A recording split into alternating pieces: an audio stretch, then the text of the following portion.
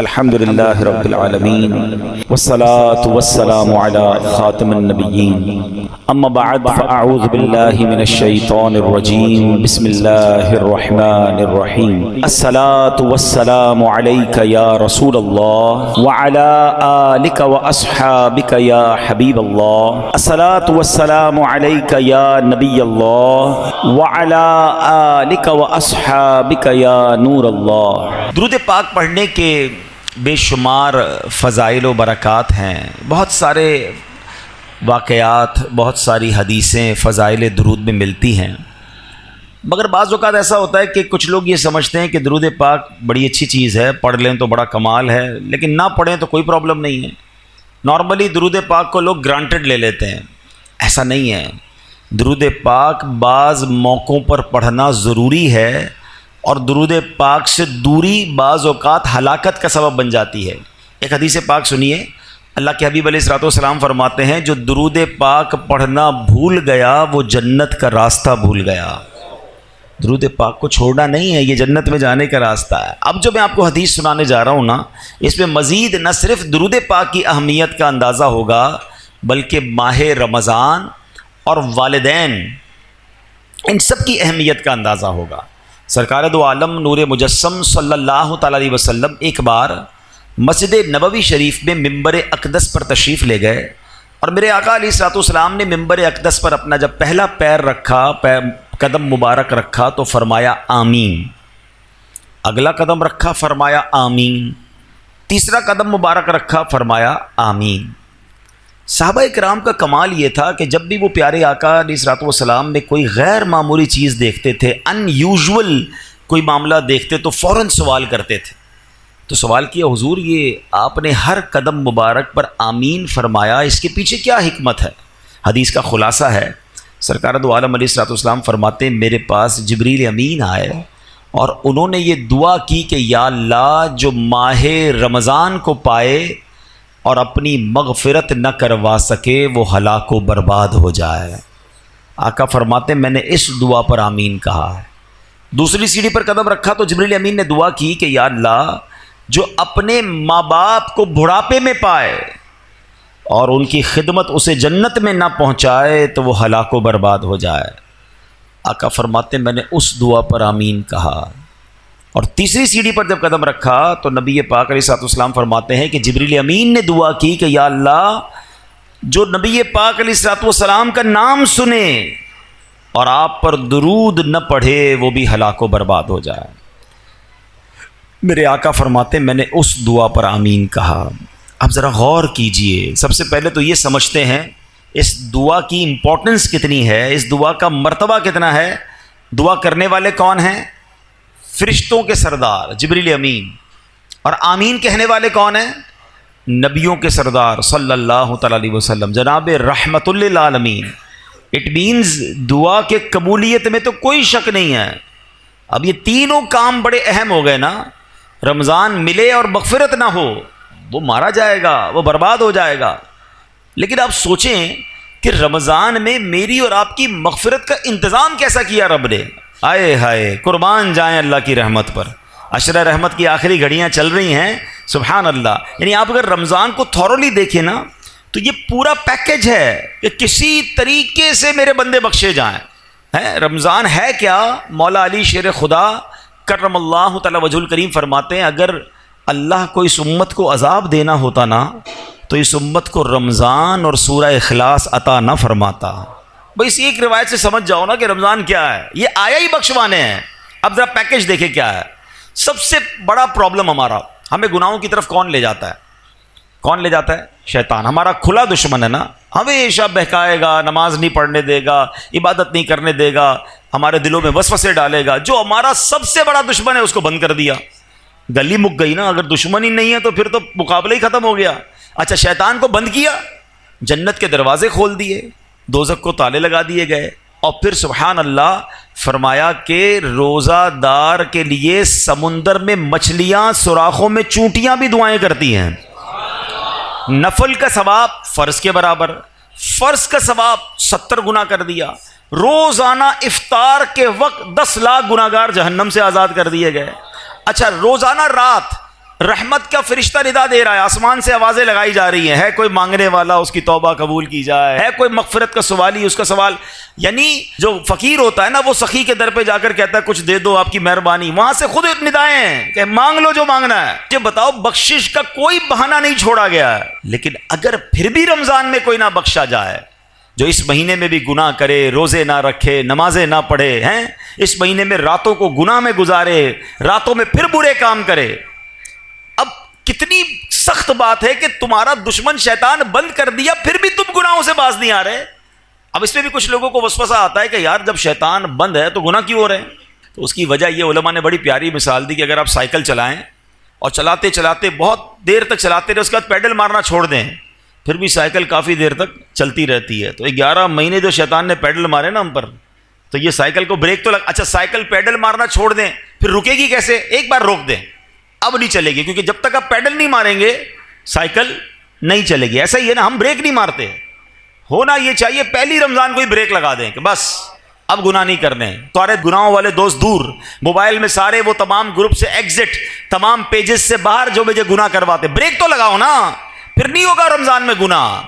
اگر بریک ہی نہیں لگ رہا، ہمیں دوست بھی وہی چاہیے، ہمیں موبائل میں بھی وہی دیکھنا ہے، ہمیں جناب معاذ اللہ ٹی وی میں بھی وہی دیکھنا ہے.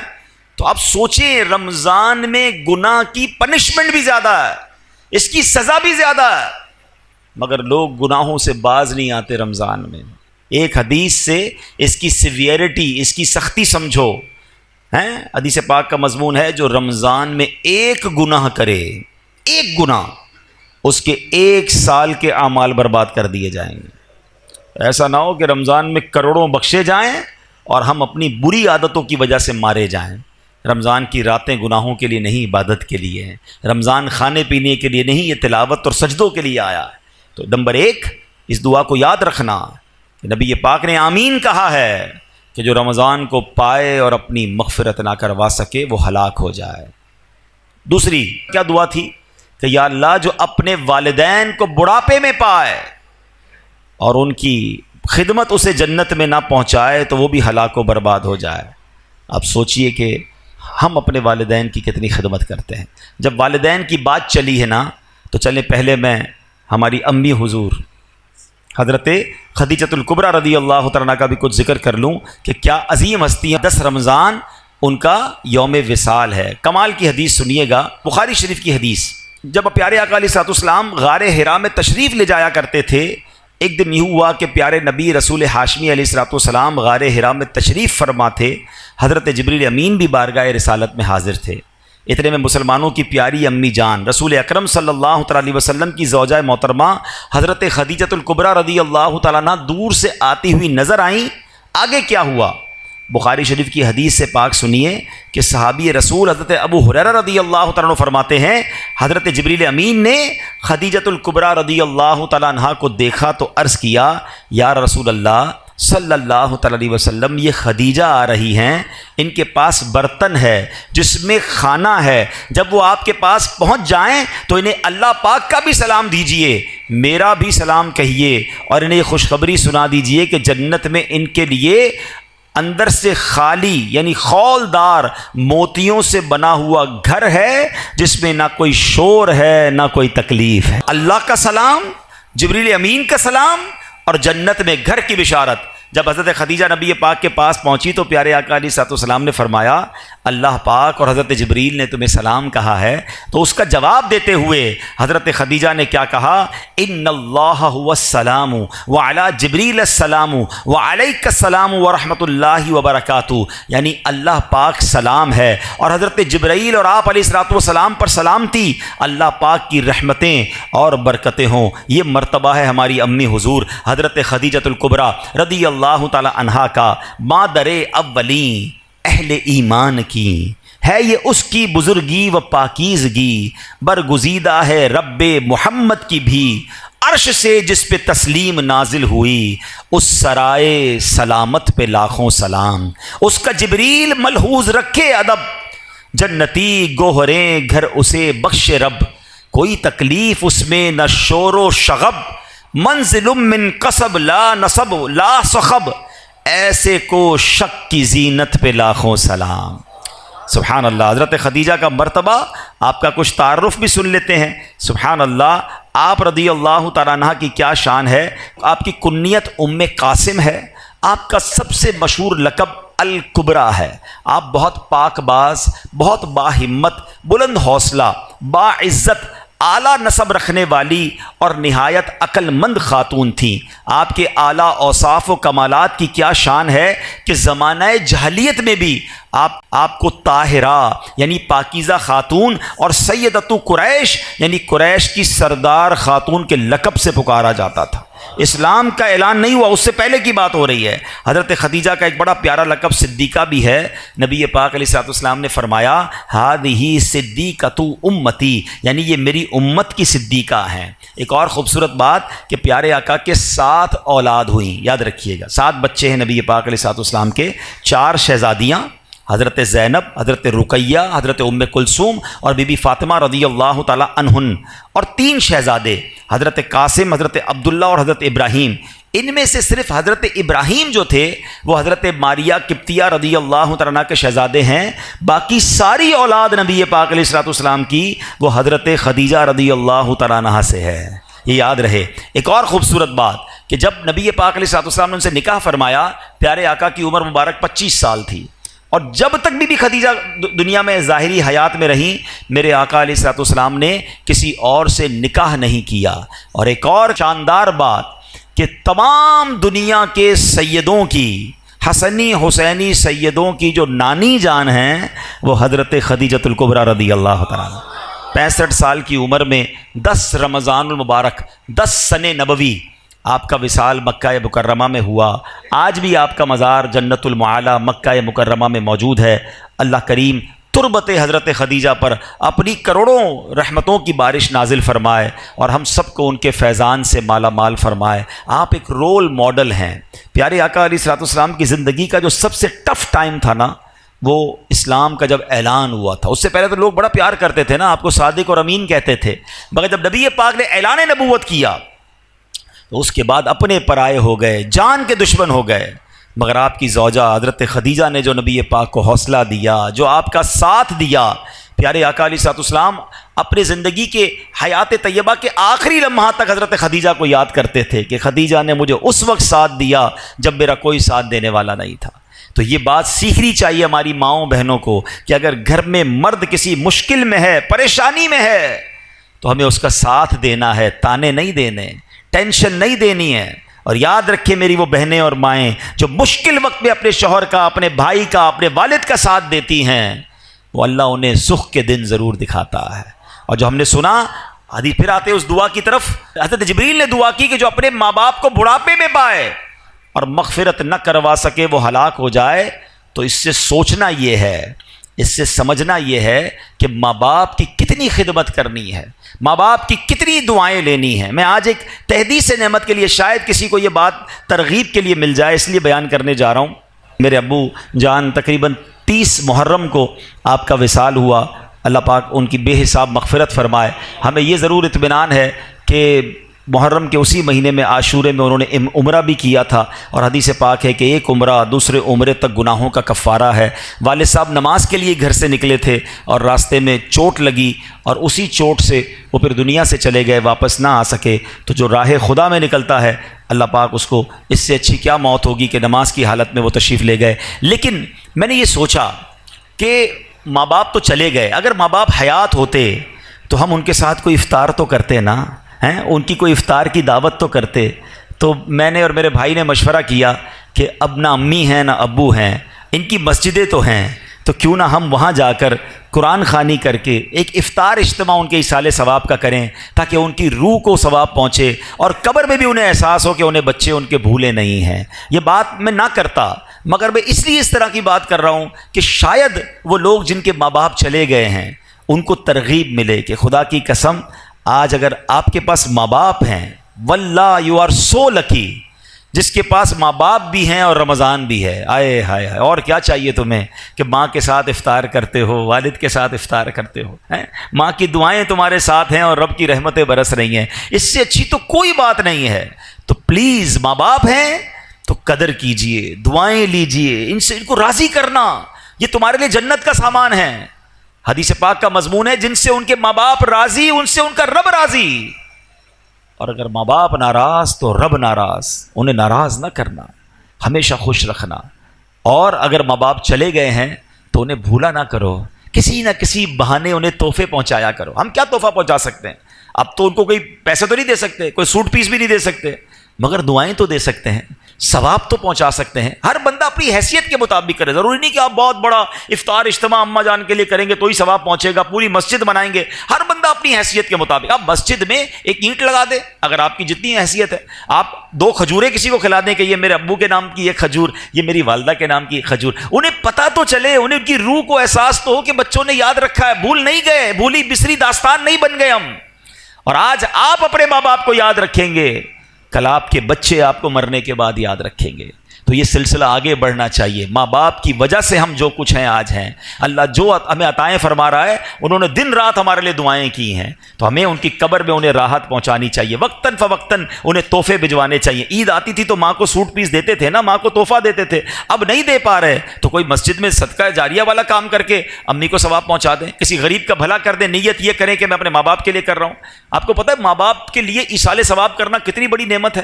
جو بچہ اپنے ماں باپ کے لیے حج کرتا ہے نا، یعنی اگر فرض حج پہلے کر لیا، اب نفلی حج کرنے جا رہا ہے اور نیت کرتا ہے کہ میں اپنے والدین کے لیے کر رہا ہوں، تو حدیثوں میں یہ الفاظ آتے ہیں کہ ماں باپ کو تو حج کا ثواب ملے گا، اس بچے کو 10 حج کرنے کا ثواب ملے گا. کمال کی ہستیاں ہیں، ان کی وجہ سے ہمارا ثواب بھی ملٹیپلائی ہو جاتا ہے. تو پھر کیوں انہیں بھولیں؟ خوب ایصال ثواب کریں، ان کی قبر پر جایا کریں. اور تیسری حدیث پاک کا جو جز تھا، تیسری دعا تھی کہ اللہ کے نبی علیہ الصلوۃ والسلام نے فرمایا کہ جو پیارے آقا علیہ الصلوۃ والسلام کا نام نامی سنے اور درود پاک نہ پڑھے وہ بھی ہلاک و برباد ہو جائے گا. تو خوب درود پاک پڑھیں، خوب درود پاک پڑھیں. اس مہینے میں درود پاک پڑھنے کی عادت ڈالیں. علماء نے یہ بڑا آسان کر دیا ہمارے لیے کہ اگر ہم کبھی نبی پاک علیہ الصلوۃ والسلام کا نام سنیں اور درود پڑھنا بھول گئے تو علماء کہتے ہیں دن میں ایک مخصوص تعداد میں درود پاک پڑھ لیا کرو، 100 بار، 200 بار، 300 بار. تو پورے دن میں جتنی بار بھی نام نامی سنا ہوگا، لیا ہوگا، درود نہیں پڑھ سکے، تو اب جو یہ پڑھو گے یہ پڑھنا قائم مقام ہو جائے گا. تو اللہ کریم سے میں دعا کرتا ہوں کہ رب کریم ہمیں ماہ رمضان کی قدر نصیب فرمائے، اپنے والدین کی قدر نصیب فرمائے، ہمیں درود پاک کی کثرت کرنے کی توفیق عطا فرمائے. رمضان میں تراویح میں جینا چرایا کریں. کچھ لوگوں کو دیکھا ہے شروع میں 3-4 دن آتے ہیں پھر غائب ہو جاتے ہیں، یا 2-5 روزہ 10 روزہ تراویح پڑھ کے سمجھتے ہیں تراویح معاف ہو گئی ہے. تراویح سنت مؤکدہ ہے. آپ کو پتہ ہے تراویح کا ثواب کتنا ہے؟ رمضان میں ہر سجدے پر اللہ کریم 1500 نیکیاں عطا فرماتا ہے. ہر سجدے پر جنت میں سرخ یاقوت کا ایک گھر عطا کیا جاتا ہے. ہائے ہائے ہائے، اتنی اللہ نے رحمتیں آسان کر دی. پھر ہم تراویحوں سے بھاگ جاتے ہیں. تراویح بھی پڑھیں، نوافل بھی پڑھیں، تہجد بھی پڑھیں، اللہ توفیق دے اشراق چاشت بھی پڑھیں، رغبت کریں. یہ وقت آیا. آپ کو پتہ ہے پچھلے رمضان میں کئی لوگ ہمارے ساتھ تھے، کیا پتہ اور آج نہیں ہے، کیا پتہ اگلے رمضان میں ہم نہ ہوں. تو اس رمضان کو اپنا آخری رمضان سمجھیں اور خوب عبادتیں کر لیں. یہ بخشوانے آیا ہے تو کر لیجئے جتنی نیکیاں کرنی ہیں. اور آخر میں عرض یہ ہے کہ اس مہینے میں سخاوت بھی کیجیے اپنی حیثیت کے مطابق. اپنے غریب رشتہ داروں کی مدد کیجیے، دیگر مسلمانوں کی مدد کیجیے. اور اس کے بعد میری گزارش ہے اپنی دعوت اسلامی کا بھی ساتھ دیں. اللہ پاک عمل کرنے کی توفیق عطا فرمائے. اللہ پاک اس مہینے کی برکتیں ہم سب کو نصیب فرمائے. صلوا علی الحبیب صلی اللہ تعالی علی محمد صلی اللہ علیہ وسلم. الحمدللہ رب العالمین والصلاة والسلام علی خاتم النبیین یا ارحم الراحمین یا ارحم الراحمین یا ارحم الراحمین. یا ربنا یا ربنا یا ربنا یا ربنا یا ربنا. اے رب کریم ہماری زندگی میں جو ٹوٹے پھوٹے نیک اعمال ہیں میرے مالک، ان تمام اعمال کا ثواب سرکار دو عالم نور مجسم صلی اللہ تعالی علیہ وسلم کی بارگاہ میں ہدیتاً تحفتاً خطبتاً عقیدتاً پیش کرتے ہیں، قبول فرما۔ پیارے آقا کے وسیلہ جلیلہ سے تمام انبیاء کرام، تمام صحابہ کرام، بالخصوص ازواج مطہرات، ہماری امی حضور حضرت خدیجۃ الکبریٰ رضی اللہ تعالی عنہا، تمام شہدائے کربلا، شہدائے بدر، شہدائے احد، والدین مصطفیٰ کی ارواح کو پیش کرتے ہیں، قبول فرما۔ اے رب کریم، تمام اولیاء کاملین، خصوصاً بالخصوص پیران پیر، پیر دستگیر شیخ عبد القادر جیلانی رحمۃ اللہ تعالی کی روح مبارکہ کو پیش کرتے ہیں، قبول فرما۔ اے اللہ، سیدی اعلیٰ حضرت کو اس کا ایصال ثواب پیش کرتے ہیں، قبول فرما۔ تمام مسلمین، تمام مسلمات، بالخصوص میرے مرحوم والدین، دادا دادی، نانا نانی، تمام رشتہ دار، اور یہاں جتنے اسلامی بھائی موجود ہیں، اللہ ان میں سے جن کے والدین دنیا سے چلے گئے، والدین میں سے کوئی ایک، اے اللہ ان کو اس کا ثواب پیش کرتے ہیں، قبول فرما۔ اے اللہ، بخشے جانے والوں میں ہمارا نام بھی شامل فرما دے۔ اے اللہ، آج ہماری بھی مغفرت فرما دے، ہمارے ماں باپ کو بخش دے، ہمارے بھائی بہنوں کو بخش دے، ہمارے بیوی بچوں کو بخش دے۔ اے اللہ، سرکار علیہ الصلوۃ والسلام کی ساری امت کی بخشش فرما۔ ربنا تقبل منا